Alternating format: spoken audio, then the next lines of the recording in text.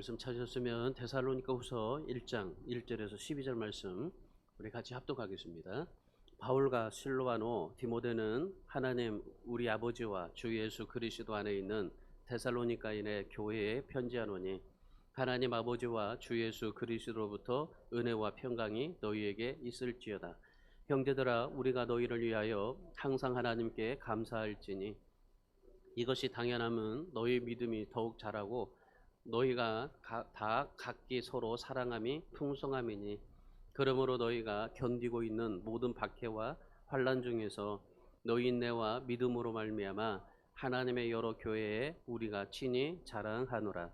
이는 하나님의 공의로운 심판의 표요 너희로 하여금 하나님의 나라에 합당한 자로 여김을 받게 하려 함이니, 그 나라를 위하여 너희가 또한 고난을 받느니라.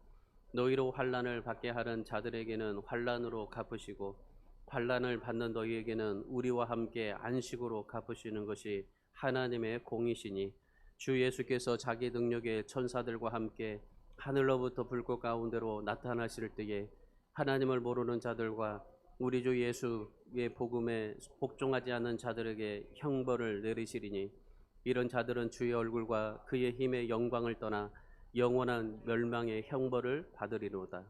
그날에 그가 강림하사 그의 성도들에게서 영광을 받으시고 모든 믿는 자들에게서 놀랍게 여김을 얻으시리니, 이는 우리가 증거가 너희에게 믿어졌음이라.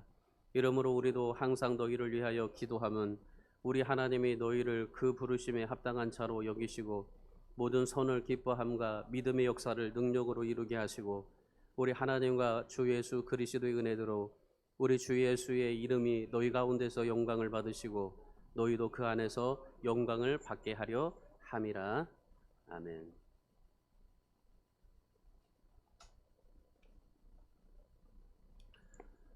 성경은 진리의 말씀입니다. 수많은 말씀 가운데 진리들이 많이 기록이 되고 있지만은 이 성경은 5분의 1이 이상의 예언을 담고 있습니다. 그 중에 3분의 1 이상이 재림에 관한 예언입니다.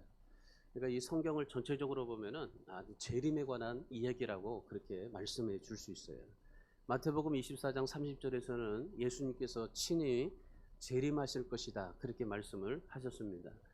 마태복음 24장 3절의 말씀에 보면 제자들이 예수님께 이런 질문을 해요. 주의 임하심과 세상 끝에는 무슨 징조가 있겠습니까? 그렇게 물어봤어요. 그러니까 예수님께서 4절과 13절에서 그렇게 말씀하십니다. 4절에서 미혹을 받게 될 것이고 6절에서는 난리가 날 것이고 7절에서는 기근과 지진이 일어날 것이고 9절에서는 박해가 일어나고 11절에서는 거짓 선지자가 많아질 것이고 12절에서는 사랑이 식어질 것이고 13절에서는 천국 복음이 온 세상에 전파되리니 그제야 끝이 온다라고 그렇게 말씀을 한 겁니다. 여러분, 지금 세상을 보면 재림의 징조가 강하게 나타나고 있다는 사실을 아마 여러분도 느끼실 겁니다. 기근과 지진, 바이러스 창궐, 사랑이 식어지고 교회 안에서도 냉랭함이 감지되고 가짜 그리스도들이 많아지고 전도를 해도 받아들이지 아니하고 이런 현상들을 보면은 주님의 재림의 징조가 강하게 있다는 사실을 우리가 볼 수가 있습니다. 며칠 전에는 미국의 전역에 한파가 있었죠. 우리나라도 지금 요즘에 다르게 많이 추워요. 제가 이 겨울을 굉장히 좀 추워서 좀 좋아하지 않은 편인데 올해는 무지하게 또 춥더라고요. 그래서 이 내복을 입고 다녀야 될 정도로 그렇게 추운데 미국에도 한파가 이어지고 거기에다가 30년 만에 폭설로 인해서 미국의 4분의 3이 그 피해를 보고 있습니다. 뭐 미국이 뭐 그렇게 추운 나라는 그렇게 아닙니다. 그런데 남부 지역은 영하 18도예요. 거기서 영하 18도면은 우리가 느끼는 체감은 보통 뭐 20, 30도일 거예요. 텍사스는 셧다운이 되었죠. 일본은 지금 지진으로, 중국은 황사, 뭐 인도는 대기 오염으로, 뭐 하루에 담배 2갑을 피우는 것과 맞먹을 정도로 그렇게 대기 오염 속에서 살아가고 있습니다. 뭐 지금 뭐 우리가 발리 섬 얼마나 휴양지로 좋습니까? 그런데 뭐 플라스틱으로 거대 쓰레기 섬이 되어지고 하고 있죠. 아마존은 황열병으로 모기, 진드기, 벼룩이 급속도로 번지고 있습니다. 코로나 바이러스는 전 세계를 몰아치고 있고 기근으로 지구상의 3분의 1이 배고파 죽어가는 사람들이 너무나 많아요. 아시아에서만 굶주리고 있는 사람이 몇 명인 줄 아십니까? 아시아에서만 7만 명, 7억 명이에요. 7억 명. 그러니까 지금 아시아에서만 7억 명이 그렇게 굶주리고 있어요. 당장에 구제하지 않으면 곧 죽을 사람이 3억 명이 있어요. 그러니까 이 지금 뭐 이 나라의 전체가 다 기근과 배고픔과 그리고 여러 가지 자연 재해로 인해서 얼마나 많이 고통받고 있는지 몰라요. 근데 특별히 우리나라는 너무나 정말 하나님 안에서 얼마나 감사한지 몰라요. 뭐 지진이 일어납니까? 아니면은 뭐 어, 쓰나미가 옵니까? 태풍이 옵니까? 뭐 여러 가지 많은 것들이 우리에게 찾아오지만은 그런 우리나라 외에는 아니에요. 태풍이 우리에게 많이 찾아오게 되잖아요. 2050년이 되면은 지구가 거주불능이 된답니다. 그러니까 2050년이 되면요. 그래서 화성에서 살아보려고 애쓰잖아요. 그래서 미국에서 화성에다가 지금 뭐 탐사선을 이렇게 보내고, 그래서 화성에서 사진도 찍어 보내고, 화성에서 그렇게 살려고 하는데, 근데 이 어떤 어느 나라의 18세 과학에 좀 취미 있는 그분이 화성에서 살 수 있는 게 1%밖에 안 된대요. 사람이. 그러니까 뭐 화성에 간다면은 진짜 뭐 억만장자들만 갈 수밖에 없다라는 것이 그렇게 보통적인 상식인데, 그래 뭐 우리 지구가 이제 포화 상태가 이러다 보니까 거주불능이 되다 보니까 화성까지 이제 가보려고 애를 쓰고 있습니다. 2100년도가 되면요, 우리가 지금 2021년도를 살고 있잖아요. 2100년도가 되면 우리 전 세계 기온이 4도가 증가를 한대요. 우리 저 지구의 그 온도가 4도. 이 4도가 올라가면은 어떤 현상이 일어나냐면은 아프리카, 호주, 미국, 아시아의 시베리아 남부 지역 다 사막화가 된다는 거예요. 그리고 홍수로 사람이 거주할 수 없는 그러한 이 땅이 되어져 버린다는 겁니다. 온도가 3도 올라갔을 때 어떤 현상이 일어나냐면은 해수면이 50m 상승을 해요. 그러면은 영국, 캐나다, 미국 다 물로 잠겨 버려요. 중국 베이징도 바다 밑으로 가라앉아 버립니다. 여러분 우리나라도 보세요. 우리나라도 지금 뭐 태풍이 심상치 않게 오잖아요. 뭐 그전에 뭐 5년마다 한 번씩 이렇게 좀 태풍이 왔던 것들이 지금은요 거의 1년에 한 번씩 이렇게 오고, 이제 우리나라도요 이 태풍에 관해서 이제 장난 아니게 아마 이제 올 거라는 그런 과학자들의 예측이 있어요. 그러니까 전 세계적으로 지금 뭐 많은 그런 기근과 여러 가지 많은 재난으로 인해서 전 세계가 참 힘들어져 가고 있는데, 우리나라도 이제 뭐 그렇게 안전하게 살 수 있는 나라가 되지 못한다는 것입니다.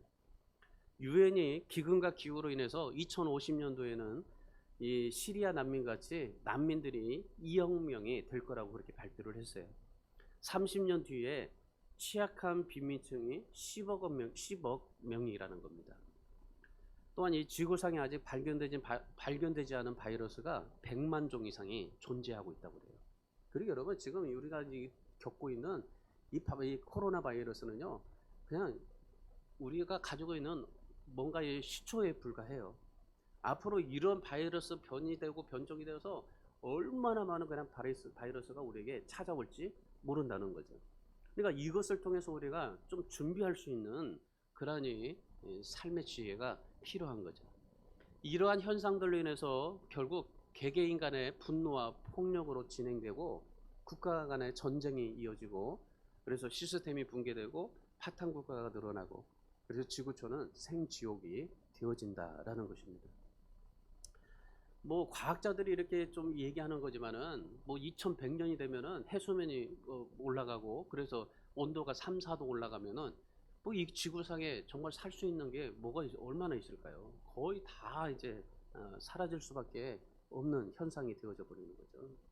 우리가 뭐 100년 후에 지금 뭐 80년 후에 살아갈 수 있는 사람은 여기는 아마도 없을 겁니다. 근데 우리 자손들을 생각해 보세요. 우리 자식들. 여러분의 자식들은 정말 2100년도에 살아갈 자식들은 정말 끔찍한 그런 세상을 살아갈 수밖에 없다는 사실을 여러분 생각해 보세요. 그럼 그때 되면 여러분의 자녀들이 무엇을 먹고 살 수 있을까요? 지금 여러분이 정말 여러분의 자녀들에게 하나님의 말씀과 이 예수 그리스도의 정말 그 삶을 가르치지 않으면요, 그때 당시에는요 아무것도 할 수가 없어요. 이런 상황이 되었을 때 예수님 오신다는 거예요. 역사의 흐름을 볼 때 지금 그런 때가 아닌가 싶습니다. 성경에서 주님의 재림을 너무나도 고대하고 기다렸던 때가 언제냐면은 초대교회 때예요. 초대교회 때는 정말 박해와 핍박이 심해서 그리고 정말 시기가 여러 가지 힘들어서 초대교회는 정말 그 내일이면은 죽을지 모르는 삶을 살아갔던 그들의 모습이었습니다. 그럼에도 주님의 재림을 소망하면서 원형 경기장에 끌려가고 목이 잘려서 그 거리에 내달고 그런 정말 삶을 살았던 사람들이었어요. 우리나라도 보세요. 우리나라 성도들이 예수님의 재림을 고대하고 정말 가장 기다렸던 때가 언제인 줄 아십니까? 그게 일제시대 때였었어요. 일제시대 때 정말 주님을 기다리고 고대하고 삶을 살았어요. 그때 핍박과 고난 가운데서도 믿음을 지키고 다시 오실 주님을 소망하면서 살았던 분들이 참 많습니다. 초대교회도 그렇고 우리나라 일제도 그래요. 오늘 본문의 말씀을 보시면은 바울과 실로아노 디모데가 환난과 박해를 겪으면서 환난을 믿음으로 견딘 데살로니가 교회 성도들에게 위로하면서 칭찬하는 본문의 내용의 말씀입니다. 그 당시에 데살로니가 교회는 유대인의 핍박이 정말 심했어요. 그리고 정말 그 자기 그런 이 동족 중에서도 시기가 심했고, 그러니까 이 유대인들의 핍박과 시기 때문에 정말 살 수가 없을 정도로 굉장한 고통을 받았던 때가 바로 이 데살로니가 교회였습니다. 사도 바울이 데살로니가 교회에 가서 3주간 말씀을 전했어요. 3주간 말씀을 전했는데 그 3주간 말씀을 전하면서 얼마나 핍박이 심했는지 유대인들에 의해서 도저히 말씀을 전할 수가 없어서 정말 야반도주할 수 있을 만큼 그렇게 그 데살로니가에서 그런 시간을 보냈습니다. 그렇게 3주간 동안의 말씀을 전했을 뿐인데, 그런데 그 3주간의 말씀을 받은 성도들이 그 유대인들의 핍박과 동족들의 시기를 이겨내요. 그리고 다시 오실 주님을 고대하면서 삶을 살았던 사람들이 바로 데살로니가 그런 성도들의 모습입니다. 환난과 핍박 가운데서도 잘 견디면서 삶을 살았어요. 그러니까 잘 견디고 믿음으로 하는 주님을 바라보면서 살아가니까 그 데살로니가 성도들에게 바울이 이 말씀을 보낸 거예요. 주님의 재림의 날에 하나님의 심판과 성도가 받을 영광을 무엇인지에 대해서 알려준 거예요. 그리고 데살로니가 교회 성도들, 그렇게 믿음으로 정말 하나님 앞에 삶을 살아가는 그런 성도들 그렇게 자랑을 하고 또 하나님 앞에 정말 이 교회를 칭찬하는 그런 모습이 오늘 본문의 말씀입니다. 오늘 여러분 이 말씀을 통해서 우리가 데살로니가 교회가 고난과 환난 중에서도 정말 여러 교회의 자랑거리가 되고, 그리고 그 데살로니가 교회가 정말 힘들고 어렵고 정말 그런 고통 속에서도 믿음을 지키고 하나님 앞에 신앙생활했던, 주님의 재림을 소망하면서 삶을 살았던 그들의 모습을 보면서 오늘 지금 우리가 정말 힘들다, 못 살겠다, 죽겠다, 이민 가자, 뭐 여러 가지 많은 그런 얘기가 들게 되지만은 여러분 이민 가보세요. 아까 그 말씀을 했죠. 해수면이 올라가게 되면 온도 3도가 올라가면 다 저기 그 미국이나 뭐 이런 데는 다 물로 잠긴다고. 그 우리는 그래도 조금이라도 더 살 수가 있잖아요.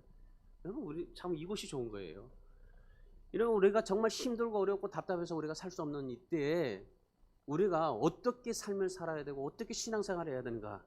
오늘 이 주님의 재림이 가까울 이때 우리가 정말 주님이 다시 오실 때까지 우리가 어떻게 삶을 살아야 될까라는 것을 오늘 이 본문의 말씀 속에서 우리가 정말 교훈을 받을 수가 있고, 또한 바울이 데살로니가 교인들에게 말씀하셨던 이 말씀이 오늘 우리에게 나에게 받아주는 하나님의 말씀이라고 여겨지고, 하나님 앞에 정말 주님이 재림하실 때까지 어떻게 삶을 살아야 될까라는 것을 이 말씀을 통해서 우리가 교훈을 받고자 합니다. 첫 번째는 믿음과 사랑함이 자라야 돼요. 오늘 3절 4절 말씀 보세요. 우리 함께 있습니다.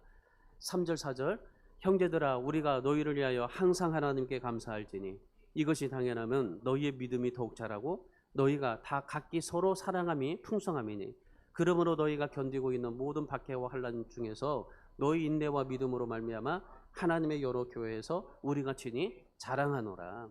지금 바울이 데살로니가 교회에 하나님과 여러 교회에서 자랑하고 있어요. 근데 사도 바울이 데살로니카에서 데살로니가 교회 가가지고 3주간밖에 말씀을 전하지 않았어요. 여러분, 3주간밖에 말씀을 전하지 않았던 그들이 믿음이 자라고 있어요. 사랑함이 풍성합니다. 인내와 믿음으로 말미암아 하나님 앞에 신앙생활합니다. 근데 우리는 지금 몇십 년을 이렇게 하나님의 말씀을 듣고 우리가 하나님 앞에 삶을 살아가면서도 근데 우리의 믿음이 자라고 우리의 사랑함이 더욱더 풍성하고 우리가 인내할 수 있는 삶이 되고 있느냐 이 말이에요. 여러분, 지금 원론적인 말 같지만은 우리의 신앙은 자라야 된다는 겁니다. 무엇이 자라야 됩니까? 오늘 본문의 오늘 3절 4절 말씀에서 세 가지예요. 믿음이 자라고 사랑함이 풍성하고 무엇이든지 인내해라. 데살로니가는 3주밖에 하나님의 말씀을 잡지 않았어요. 그 하나님의 말씀을 받고 그리고 그 예수 그리스도를 소망하면서 주님을 붙잡고 목숨처럼 살아가니까 그들의 믿음이 자란 겁니다. 사랑이 풍성해지는 겁니다. 무엇이든지 인내하면서 삶을 살아가게 되는 겁니다. 오늘 데살로니가 교회 성도들을 보세요. 하나님의 말씀대로 살잖아요. 하나님의 말씀을 붙잡고 하나님 말씀대로 사니까 믿음이 자라고 사랑함이 날마다 풍성해지고 환난과 박해 속에서도 주님의 영광을 생각하면서 인내하면서 삶을 살아가고 있잖아요. 여러분, 목사에게서 가장 감사한 것이 무엇인 줄 아십니까? 여러분이 정말 믿음 생활 잘할 때예요. 여러분의 사랑함이 넘칠 때예요. 여러분이 정말 고통받으면서도 인내하면서 정말 하나님의 말씀 붙잡고 주님을 붙잡고 살아가는 것입니다. 그것들을 여러분에게 보여질 때 그때 얼마나 감사한지 몰라요. 여기 계셔서 제가 얘기해서 죄송하지만 우리 한옥상 목사님 보세요. 교회 못 나올 때는요 꼭 저에게 전화 와요. 은행에 가지고 꼭 헌금을 보내겠다고 꼭 그렇게 전화를 해요. 여러분, 하나님 앞에 우리가 삶을 살아가는 신앙은 말이죠. 우리가 하나님 앞에 1년을 믿고 2년을 믿고 3년을 믿으면 달라져야 돼요. 우리 믿음이 달라져야 되고 사랑함이 달라져야 되고 인내가 달라져야 돼요. 우리가 하나님 앞에 사랑해라. 그리고 믿음 생활해라. 하나님 앞에 어떤 환난과 고난이 우리에게 찾아와도 인내해라. 이렇게 우리에게 수없이 말을 하지만 그런데 여러분, 우리가 하나님 앞에 달라지고 있느냐 이 말이에요. 이번 주에 이 주보에 보시면 모르는 분이 헌금을 10만 원 했어요. 그래서 우리 주권사님이 누구 알겠냐고 물어보더라고요. 그래서 잘 모르겠다고 해서 제가 이제 핸드폰에서 이제 뒤져봤어요. 누굴까 해서 그랬더니 제가 아는 집사님이에요. 그래서 집사님한테 어떻게 헌금을 하셨냐고 물어봤어요. 그랬더니 제가 매일 보내는 일용할 양식을 보고 그 양식을 보면서 하나님이 자기 마음속에 헌금을 해야 되겠다 그렇게 싶은 마음이 감동을 주더래요. 그래서 이제 하나님 앞에 헌금을 하라고 마음을 감동을 주니까 헌금을 하려고 통장을 딱 보니까 잔고가 17만 원밖에 없더래요. 그래도 하나님이 주신 마음이니까 헌금을 하기로 작정을 했습니다. 그러고 나서 유튜브에 제 설교를 듣고 거기에 적힌 이제 통장 번호가 있잖아요. 온라인 통장. 거기로 이제 헌금을 한 거였었어요. 광명에 사는 어떤 집사님도 가끔 이제 제 설교를 듣고 이제 헌금을 가끔 할 때가 있어요. 근데 그 김 집사님이 하신 말씀이 믿음으로 헌금을 했더니 통장에 7만 원밖에 남지는 않대요. 7만 원을 어떻게 이거 살까 어떻게 보낼까 그런 걱정이 염려가 되더래요. 그럼에도 하나님께서 마음에 주신 감동이니까 10만 원의 헌금을 했다는 겁니다. 근데 7만 원밖에 남지 않았는데 희한하게 걱정거리가 하나가 되지 않더래요. 걱정이 되지 않고 오히려 희한하게 하나님께서 더 많이 채워주시고 하나님께서 그렇게 은혜를 베풀어 주시더랍니다. 여러분, 그렇습니다. 하나님의 백성은 믿음과 사랑함과 인내가 언제든지 충만해야 돼요. 여러분, 우리가 말로만 신앙생활하지 마세요. 내가 하나님의 말씀을 듣고 이 말씀이 정말 하나님 앞에 진리라고 생각이 되어진다면 우리가 하나님의 말씀을 실천하시면서 사십시오. 늘 하나님의 말씀을 깨닫고 그래 그렇게만 살지 말고 정말 우리가 하나님 앞에 믿음이 자라고 사랑함이 풍성해지고 인내가 자라는 그러한 믿음의 삶을 사십시오.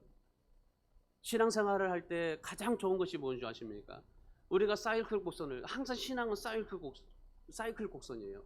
경제학 원리에서도요, 이게 늘 사이클이에요. 근데 우리 신앙은 늘 이렇게 사이클 곡선을 그려지지만은 우리의 신앙과 삶이 늘 균형 있게 늘 일직선으로 신앙생활하는 것이 우리 가장 좋은 거예요. 언젠가는 성령 충만 받아가지고 뭐 하나님 앞에 뭐 정말 뭐 죽을 것만 같이 그렇게 헌신하고, 또 어떤 때는 정말 하나님이 나에게 왜 축복을 안 주시나 하면서 막 바닥까지 들어가고, 이런 삶이 아니라 내가 부유하든 가난하든 내가 정말 고통이 있든 내가 기쁨이 있든 늘 평행을 유지하면서 하나님 앞에 그렇게 삶을 살아가는 겁니다. 그래서 우리 믿음이 자라고 사랑함이 풍성하고 인내하고. 그래서 베드로전서 4장 7절에서 만물이 가까웠으니 정신 차리라고 신앙생활하라고 그렇게 말씀하고 있는 겁니다. 에베소서 4장 23절에서는 옛사람을 벗어버리고 마음과 정신을 새롭게 하라. 여러분, 우리의 신앙은 바로 그거예요. 주님의 재림이 가까웠으니까 정신 차리고 신앙생활하고 우리의 마음과 정신을 새롭게 하라. 언젠가 서대문 아파트에서 한 남자가 홧김에 5만 원짜리 120장을 뿌린 적이 있죠. 한 장만 못 찾고 다 주워가지고 595만 원을 그 사람한테 다 전달해 줬어요. 지난 수요일에 제가 치과를 갔다 오다가 이제 그 치과에서 이제 일을 보고 내려오다 보니까 엘리베이터에 5만 원짜리 2개가 있는 거예요. 얼마나 좋아요. 엘리베이터 5만 원짜리 딱 2개가 있어요. 그래가지고 야, 다른 사람 같았으면 이거 너무 정말 땡 잡았다 생각해가지고 얼마나 좋을 것 같아요. 제가 주저하지 않고 그 엘리베이터에 타고 내려서 관리실로 갔어요. 관리실에 가서 이 5만 원짜리 10만 원 주었다고 그럼 주인 찾아주라고 그랬어요. 그리고 그분한테 만약에 주인이 안 나타나걸랑 당신이 쓰시라고 그랬어요. 여러분, 우리 그리스도인들은요 다르게 살아야 해요. 그리스도인이라면 다르게 생각해야 돼요. 여러분, 우리가 생각할 때 세상 사람들처럼 살고 세상 사람들처럼 생각하고 그렇게 살아가는 것이 아니라, 정말 그리스도인이라면 주님이 다시 재림하신다고 생각이 되어진다면, 주님께서 오늘 우리에게 재림하신다고 생각하신다면, 그럼 우리는 좀 달라져야 돼요. 여러분, 예수님께서 내일 오신다면, 예수님께서 오늘 예배 후에 1시간 뒤에 여러분 오신다면 무엇 하겠어요? 만약에 지금 오늘 예배가 드려지고 이 마지막 예배예요. 마지막 예배 드리고 1시간 뒤에 주님이 재림하십니다. 그러면 여러분 뭘 하겠어요? 저는 성전에 올 거예요. 만약에 주님이 재림하신다고 하면 성전에 와서 기도할 겁니다. 그리고 전화할 거예요. 그리고 많은 사람들한테 미안하다고 용서를 구할 것이고, 그리고 예수님을 믿지 않는 사람에게 예수님을 믿으라고 강청할 거예요. 여러분, 세상 사람들처럼 생각하고 세상 사람들처럼 살지 마세요. 오늘 우리는 하나님의 백성답게 살아야 돼요. 오늘 데살로니가 교회 성도들 보세요. 3주간밖에 말씀 받지 않았어요. 3주간 동안 말씀 받은 게 오직 예수 그리스도의 재림이었어요. 그런데 그 재림에 대한 예수 그리스도의 소망을 붙잡고 그들이 하나님 앞에 다르게 살잖아요. 유대인들이 핍박하고 유대인들이 시기를 해도, 그러나 예수 그리스도의 백성답게 하나님 앞에 삶을 살아가지 않습니까? 하나님의 백성으로 살고 거룩함을 나타내면서 삶을 살아가요. 그들이 했던 게 바로 그거예요. 믿음이 자라고 사랑함이 풍성하고 인내하면서 삶을 살았던 겁니다. 오늘 데살로니가 교회 성도들처럼 여러분은 오늘 우리도 하나님 앞에서 그렇게 좀 다른 사람과, 우리가 믿는 사람들이 정말 많지만은, 예수 믿는 사람들이 많지만, 그런데 예수 믿는 사람들마저도 다르게 좀 살아갈 수 있는 우리 주하나교회 성도들이 다 되시기를 바랍니다. 세상 사람들과 달라질 뿐만 아니라 정말 우리 한국의 1,000만 명의 믿는 예수 그리스도 믿는 사람들보다도 더 다르게 살아갈 수 있는 우리 교회 우리 성도들이 되었으면 좋겠어요. 그래서 믿음으로 살고 사랑함이 풍성해지고 어떤 핍박과 고난도 가뜩이 이겨내고 인내하면서 살아가기를 주님의 이름으로 축원합니다. 예수님이 당장에 오실 것처럼 사십시오. 늘 주님이 지금 당장에 오실 거라는 주님께서 1시간 뒤에 오실 거라는 그러한 마음으로 사십시오. 그런 신앙으로 삶을 사세요. 그러면 달라질 거예요. 두 번째는 고난을 통해서 주님을 닮아가야 됩니다. 5절 말씀 보세요. 5절의 말씀에 보시면은 하나님의 나라에 합당한 자로 여김을 받게 하리니 그 나라를 위하여 너희가 또한 고난을 받느니라. 이런 하나님의 나라에 합당한 자로 삶을 살기를 원한다면요, 고난 받으십시오. 왜 나에게 이런 고난을 주셨냐고 물어보지 마시고 그 고난을 받으세요. 하나님 앞에 정말 합당한 자로, 하나님의 나라에 합당한 자는요, 고난을 받는 자입니다. 성도들에게 큰 특권이 하나가 있다면 뭐냐면은 고난을 당하고 핍박을 받을 때예요. 그때 주님을 가장 가깝게 느껴지기 때문입니다. 주님께서 고난받는 우리를 버리지 않냐고 우리를 도와주시고 있기 때문에 그런 주님을 느낄 수 있는 것은 고난받을 때예요. 그때 제일 가까워지는 거예요. 그래서 우리가 예수님을 믿는 사람들은요, 고난당하는 것이 어떤 의미에서는 굉장한 축복인 것입니다.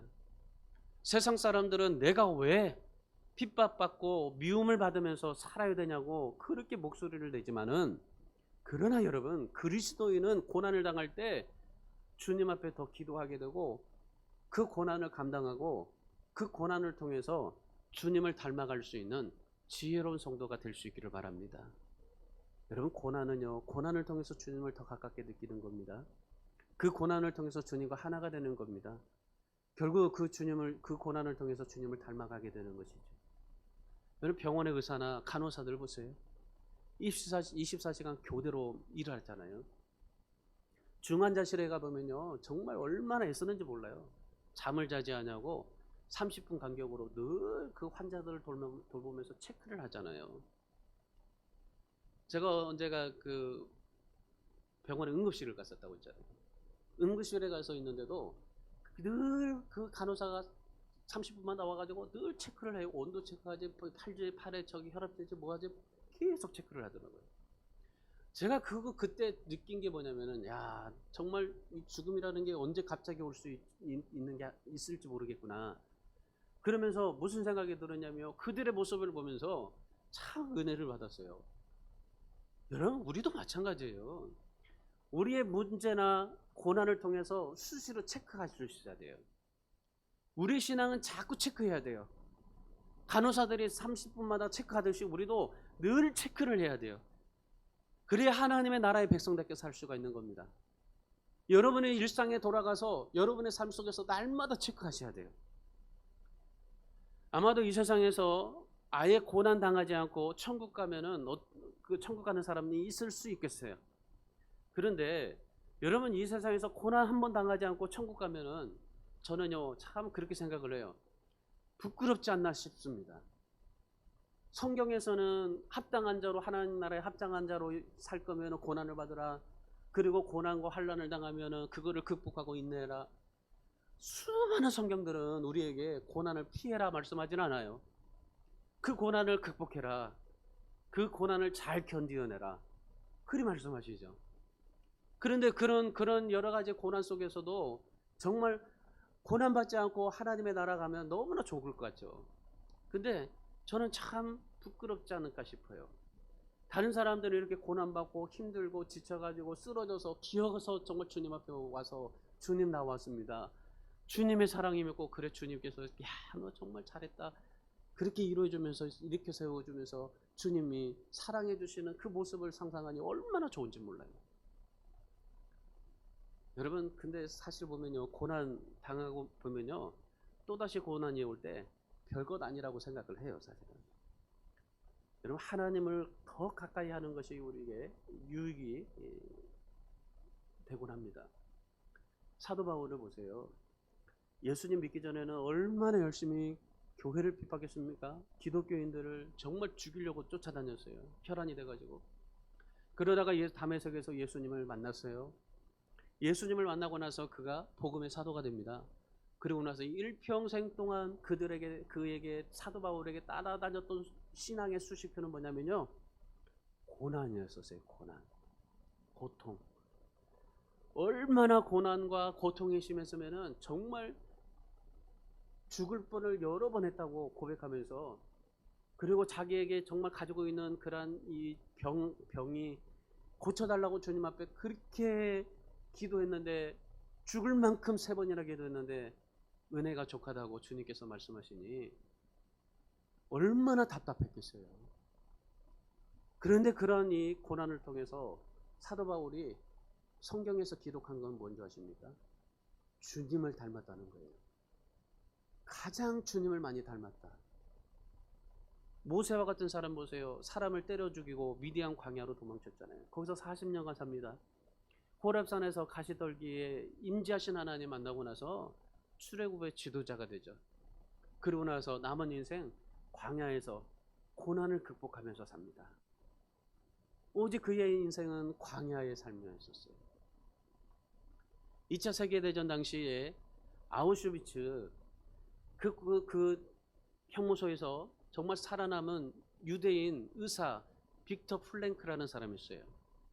굶주림과 질병과 잔혹한 학살, 죽음의 고난, 이런 여러 가지 많은 일들이 찾아왔는데, 근데 그분이 한 것은 주님을 바라본 거예요.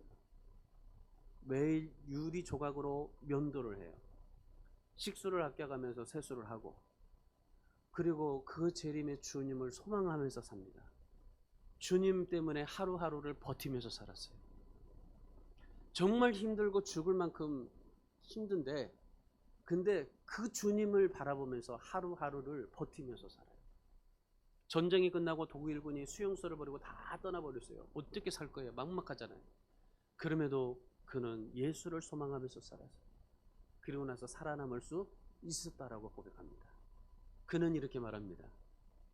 유태인은 가스나 아사 교수형으로 죽은 게 아니라 절망과 공포로 죽어갔다. 소망이 없는 삶은 죽은 것이나 다름이 없다.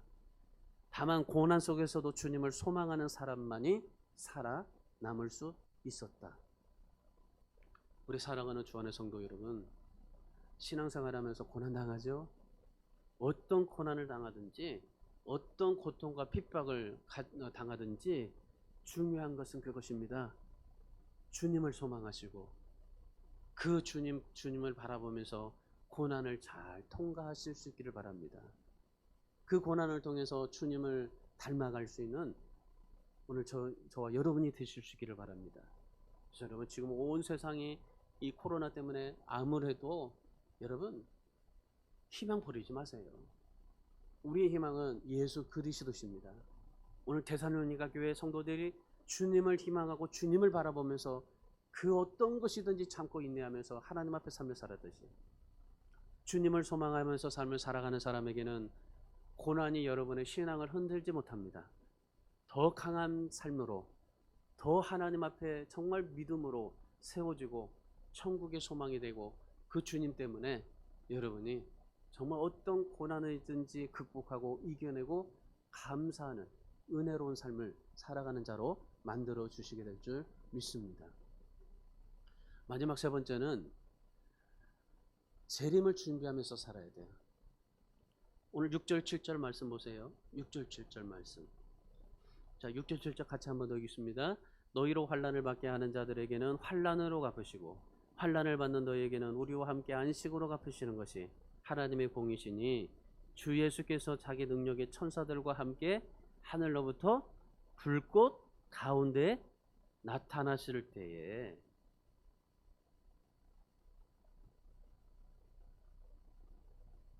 자, 10절 말씀 한번 더 읽을까요? 10절 시작. 그날에 그가 강림하사 그의 성도들에게서 영광 받으시고 모든 믿는 자에게서 놀랍게 여김을 얻으시리니. 예수님께서 재림하실 때까지 우리가 세상적인 힘이나 세상적인 방법으로 살지 아니하고 하나님의 말씀과 기도로 살기를 원하십니다. 11절에 보시면은 부르심에 합당한 자로 살라고 말씀을 하죠. 왜 부르심에 합당한 자로 살라고 하십니까? 주님이 재림하실 때에 두 가지 사건이 일어난다는 거예요. 하나는 충성된 종에게 믿음으로 이겨낸 자들에게 큰 상급을 베풀어 주시고, 환난을 받게 하는 자는 환난으로 갚아주고 환난을 받는 사람은 안식으로 갚아주시겠다라고 말씀을 하시는 거예요. 우리 속담에요, 맞은 사람은 발을 뻗고 자도 때린 자는 발을 뻗고 자지 못한다라는 말이 있어요. 이건 심판 때 그렇습니다. 8절 9절 말씀 보세요. 예수의 복음에 복종하지 않는 자들에게는 형벌을 내리시고, 영원한 형벌을 내리시고, 10절에서 환난을 극복하는 자들에게는 영광을 받으시고 모든 믿는 자에게서 놀랍게 여김을 얻게 하시겠다라고 말씀하십니다. 그런데 중요한 것은요, 더 중요한 것은 12절 말씀입니다. 12절 말씀 같이 읽습니다. 우리 하나님과 주 예수 그리스도의 은혜대로 우리 주 예수의 이름이 너희 가운데서 영광을 받으시고 너희도 그 안에서 영광을 받게 하려 함이라. 아멘. 여기 세 가지 단어를 주목해 보셔요. 주 예수 그리스도의 은혜대로, 주 예수의 이름이, 주 예수 안에서. 하나님이 주님이 재림하실 때 우리에게 영광을 받으시는데, 영광을 받으시는데 어떻게 영광을 받으세요? 예수의 은혜대로, 예수의 이름으로, 예수 안에서 합당하게 삶을 살아가는 자에게. 여러분, 이 말을 반대로 우리가 생각해 보면 그리스도 안에 살지 않는다는 것은 주님이 재림하실 때 영광이 없다라는 말입니다. 우리는 정말 주님 앞에 영광을 받으시는 하나님을 바라보시고, 우리는 하나님의 영광을 돌려드려야 돼요. 하나님 앞에 정말 우리가 영광을 올려드려야 돼요. 그럼 어떤 영광을 올려드릴 거예요? 예수의 은혜, 예수의 이름, 예수 안에서 이렇게 살아가는 자에게 주님께서 영광을 받으시겠다는 거예요. 이런 사람들 가운데 여러분, 주님은 재림하실 때 우리에게 영광을 받으신다면 우리는 지금 어떻게 살아야 되겠습니까? 그 영광을 위해서 살아야 되지 않겠어요? 그 영광을 준비하면서 삶을 살아야 되지 않겠어요? 우리가 단지 주님이 오실 거라고 생각하고, 우리가 정말 주님이 언제 오실까라고 여겨지고 막 그렇게 생각하면서 삶을 살아가지만은, 여러분, 재림을 준비하면서 살고 있습니까? 믿어지기는 해요. 그런데 재림하실 주님을 우리가 믿어지긴 하는데 강하게 우리에게 와닿지는 않아요. 내가 살아있는 동안에 오실 것 같지 않으니까, 지금 사는 것이 재미있기도 하니까, 인생의 즐거움을 다 맛보고 난 뒤에야 그때 주님이 오셨다고 생각을 하니까, 그러니까 주님의 재림이 실질적으로 내게 믿어지긴 하지만은 실질적으로 내게 와닿지는 않는 거예요. 여러분, 우리가 주님의 재림을 준비하면서 사셔야 돼요. 주님이 우리의 영광을 받으시는 주님이라고 여겨진다면, 주님이 재림하실 때 우리에게 영광을 받으신다고 하신다면, 그러면 그 영광을 위해서 우리가 삶을 살아가야 돼요. 다시 오실 주님을 준비하기도 해야 되지만은, 우리가 주님이 재림하실 때 그 영광을 준비하면서 삶을 사셔야 돼요. 호주에 스티븐 브래드버리라는 사람이 있어요. 이 브래드버리는 2002년 때 올림픽 때 스케이트 선수로 출전을 했어요. 그 당시에 29살이었는데 29살이었다가 뭐 연이은 부상으로 한물간 선수로 취급을 받았어요. 그때 뭐 쟁쟁한 나이 젊은 애들 뭐 20살, 23살, 4살, 5살 얼마나 쟁쟁한 사람들이 있었어요. 그때 뭐 김동성도 있었고, 그리고 뭐 정말 그 원호도 있었잖아요. 미국의 원호. 얼마나 많은 사람들이 있었어요. 근데 이 29살에 출전을 했어요. 그리고 이 뭐 부상 때문에 한물간 선수로 그냥 어쩔 수 없이 호주에서 그렇게 보냈어요. 근데 기적이 언제 일어나게 되냐면 쇼트트랙 1000m 준중결승부터 일어났어요.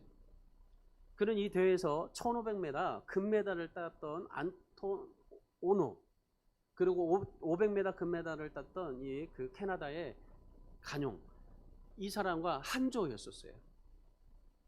거기에 두 사람만 올라가요. 그러니까 두 명만 올라가니까 이 사람은 그냥 탈락하는 게 거의 확실했었어요. 그런데 2로 골이 냈던 이 간용이 실격으로 처리가 돼버린 거예요. 그래가지고 이 3위로 들어왔던 이 브래드 버리가 4강에 진출했어요. 준결승 때 이 버리는 5명 중에 꼴찌를 달렸어요. 도저히 안 되는 거예요. 이 꼴찌를 달렸는데 마지막 한 바퀴가 남았어요. 마지막 한 바퀴가 남을 때 그때 김동성이 넘어졌어요. 마지막 코너에서 두 선수가 충돌을 하는 바람에 이 사람이 2위로 결승 진출하게 되었던 겁니다. 결승전에 갔는데 우승할 수 있었을까요? 도저히 힘든 거죠. 근데 마지막 한 바퀴 남겨놓고 치열하게 이제 선두 다툼을 했던 이 선수들이 그 선두 그룹의 선수들이 다 지들끼리 해가지고 다 넘어져 버린 거예요. 한참 떨어져 가지고 꼴찌를 달렸던 이 브래드 버리가 유효하게 결승전에 들어와서 금메달을 땄던 거예요. 그리고 나서 영웅 대접을 받았어요. 심지어 기념 우표까지 발행이 됐습니다. 그는 인터뷰에서 그런 말을 했어요. 내 실력으로 금메달을 딴 게 아니라 지난 10년간 준비하고 노력한 것에 대한 상입니다. 그렇게 얘기한 거예요. 내가 금메달을 딴 것은 준비했기 때문에. 여러분 그렇습니다. 신앙은 준비하면서 사는 겁니다. 여러분에게 어떤 확실한 하나님의 말씀이 임해서가 아니라 늘 하나님 앞에 내가 정말 어렵고 힘들어도 이 버리가 정말 그 우승할 수 있겠어요? 우승 못하는데도 불구하고 그러나 열심히 준비하고 포기하지 않고 열심히 준비하면서 하다가 결국 금메달을 따잖아요. 여러분 우리는 주님의 재림을 준비하면서 살아가는 사람들입니다.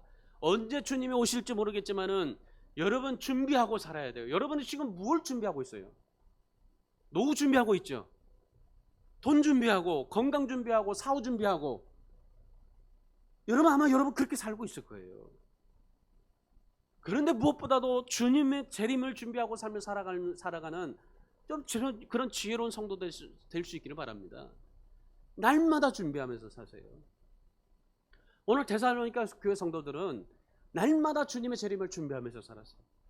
환난과 핍박이 매일매일마다 유대인들에게 거세게 들어오고 그리고 자기 동족들에게 시기를 당하고 얼마나 정말 핍박 속에서도 그러나 주님의 재림을 준비하면서 소망을 품고 인내를 했습니다. 이들의 소망은 예수님의 재림이었었어요. 오직 재림을 준비하면서 삶을 살아가는 인생이 되었던 거예요. 그럼 우리 사랑하는 여러분, 코로나가 지금 이렇게 모든 세상 우리 지금 이렇게 힘들고 있잖아요. 교회도 힘들잖아요.